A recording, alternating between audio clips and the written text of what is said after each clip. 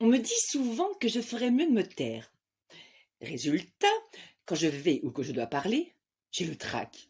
Est-ce que je ferais mieux de parler ou est-ce que je ferais mieux de me taire? Vaste question. Le problème, c'est qu'on ne pourra y répondre qu'après que j'aurai parlé, c'est-à-dire trop tard. Posée ainsi, abruptement si j'ose dire, la question laisserait supposer que je suis peut-être parfaitement idiote et que le fait de me taire m'épargnerait de dire de pénibles sottises. Pénible pour celui qui les entend, pénible pour celui qui les dit. En l'occurrence, celle qui les dit. Ce n'est pas du tout le cas. Je ne crois pas être plus conne qu'une autre.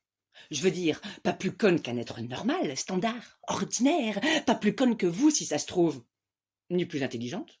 Je pense me situer dans une honnête moyenne, disons même une bonne moyenne. J'aurais pu être professeur, par exemple.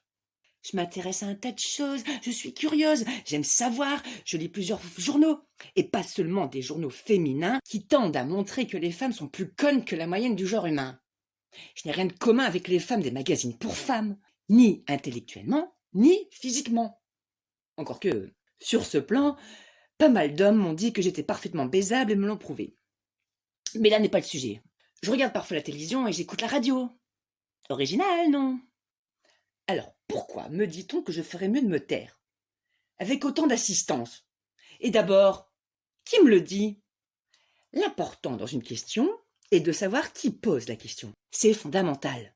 Par exemple, votre patron vous dit: vous vous sentez bien? Vous vous sentez vraiment bien? Il y a de quoi être inquiet. Si la question est posée par votre chère maman qui vous demande: tu te sens bien? Tu te sens vraiment bien? Exprimée avec les mêmes mots, la question n'a pas du tout le même sens et n'appelle pas la même réponse.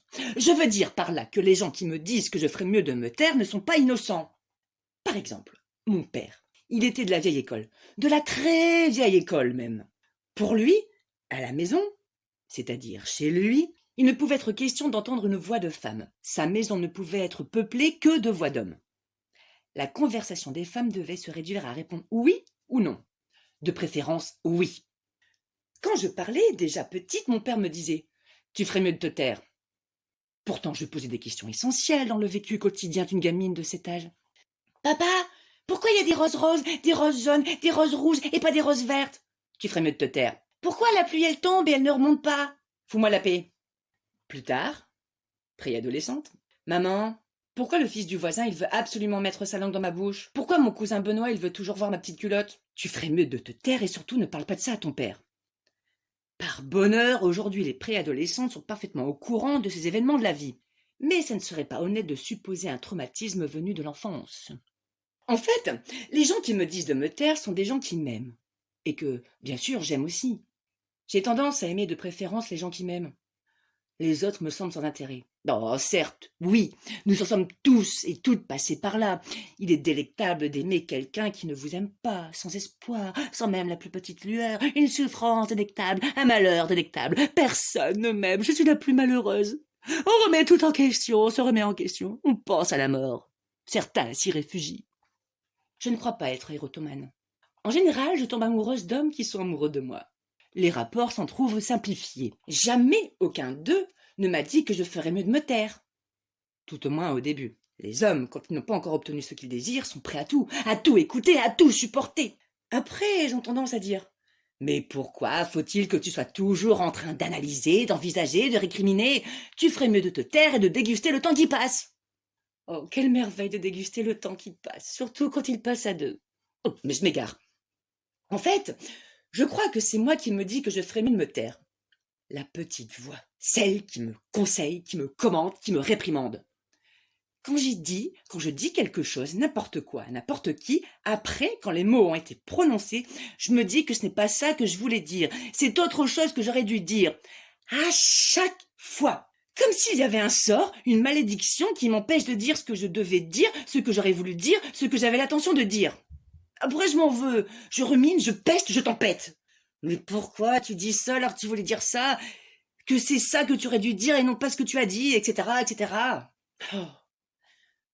Tout à l'heure, je vous ai dit que l'important quand une question se pose, c'est de savoir qui la pose. La réponse prend alors une autre couleur. Alors, à la question « Qui me dit que je ferais mieux de me taire ?» la réponse est « Moi-même. » Voilà. Vous savez tout. Alors, tout à l'heure, quand on m'a poussé sur scène en me disant « C'est à vous, allez-y », je me suis trouvée paralysée. Je me suis dit que j'allais dire des choses que j'allais immédiatement regretter de vous avoir dites. Que certainement je ne vous dirais pas les choses que j'avais envie de vous dire et même que j'avais prévu de vous dire.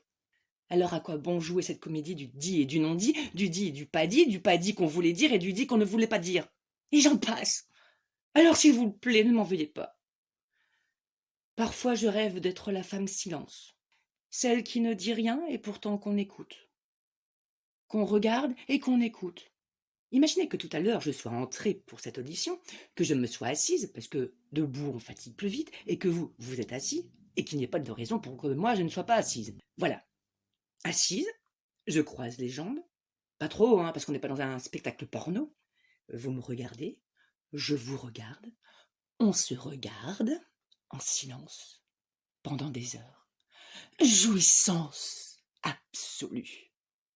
Au bout de ce long temps, soit tout le monde s'endort, et moi aussi, forcément, soit discrètement certains d'entre vous partent, puis d'autres, puis tous, et je reste seule face à une salle vide.